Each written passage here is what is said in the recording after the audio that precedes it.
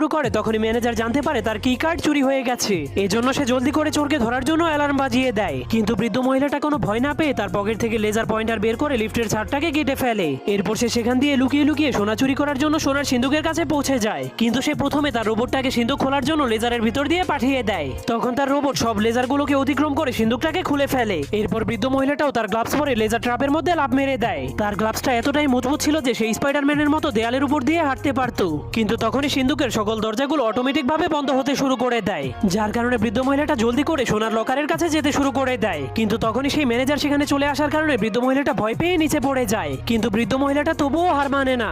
সে তার হাঁটুর উপরে ব্যথার মলম লাগিয়ে স্লিপ কেটে কেটে শেষ পর্যায়ে সিন্ধুকের মধ্যে ঢুকে যায়, কিন্তু তখনই সেই ম্যানেজার স্লিপ কেটে নিচে পড়ে যায়। কিন্তু সে তার ফিঙ্গারপ্রিন্টের মাধ্যমে সিন্ধুক খোলার পর দেখতে পায় সেখান থেকে কোনো সোনাই চুরি হয়নি, কিন্তু শুধুমাত্র সেই বৃদ্ধ মহিলার সোনার দাঁতটাই চুরি হয়ে গিয়েছিল, কারণ বৃদ্ধ মহিলাটা শুধুমাত্র তার সোনার দাঁতটাকেই চুরি করার জন্য এত পরিশ্রম করেছিল।